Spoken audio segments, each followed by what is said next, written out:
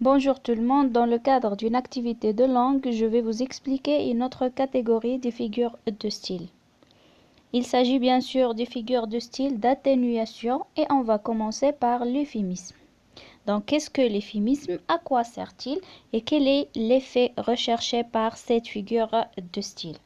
Donc, premièrement, l'euphémisme, c'est l'expression atténuée d'une réalité qui pourrait choquer ou déplaire si on l'évoque directement. Il parle de la maladie ou de la mort sans les nommer. C'est comme si vous masquiez une réalité brutale. Au lieu de dire il est mort d'un cancer, on peut dire une longue maladie l'emporte. Donc regardons les exemples.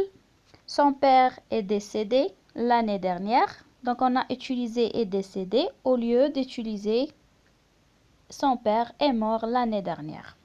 Deuxième phrase, il nous a quittés. Ça veut dire aussi il est mort. Donc maintenant, on a tendance d'utiliser les non-voyants pour remplacer les aveugles. On utilise aussi les demandeurs d'emploi pour ne pas utiliser les chômeurs. On utilise les personnes de petite taille pour éviter d'utiliser les nains. On utilise aussi les pays en voie de développement pour éviter l'utilisation des pays sous-développés.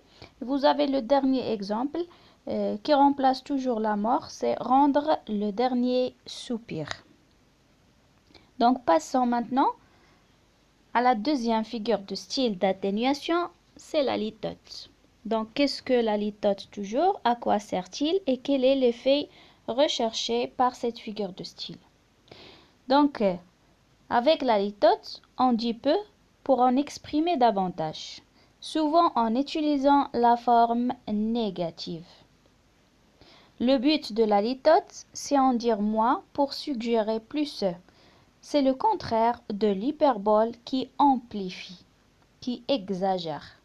Donc la litote est utilisée par timidité, par pudeur ou par ironie. Donc regardons les exemples suivants. Arrête, il n'a pas inventé un vaccin contre le coronavirus. Donc à votre avis, donc pourquoi on a utilisé cette phrase ou bien cette litote? Regardez toujours la forme négative, bien sûr par ironie. Donc deuxième exemple, donc l'une des litotes les plus connues, c'est celle utilisée par Corneille. Va, je ne te hais point. Donc regardez toujours la forme négative, donc et c'est le verbe haïr. Donc pour dire je t'aime toujours. Donc peut-être par timidité ou bien par pudeur. Il a évité de dire je t'aime toujours directement. Troisième exemple, cet élève n'est pas bête.